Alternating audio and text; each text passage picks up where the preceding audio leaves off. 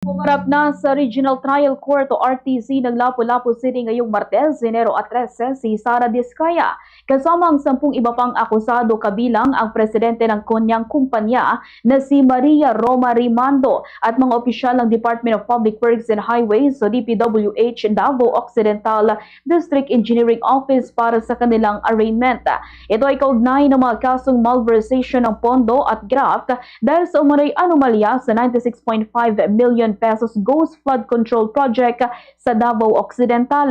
Ang mga kasong ito ay sinampa ng Office of the Ombudsman at kalaunay inilipat sa Lapu-Lapu City RTC para sa mas mabilis na paglilitis alinsunod sa kautusan ng Supreme Court.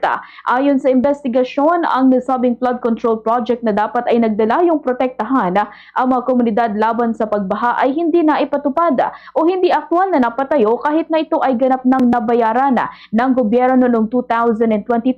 Una nang inaresto ng National Bureau of Investigation si Diskaya matapos mag-surrender bilang pagharap sa mga warrant of arrest, habang si Rimando ay inaresto ng Philippine National Police at ang mga DPWH official na kasabwat ay sumuko rin sa NBI bago ang paglilitis.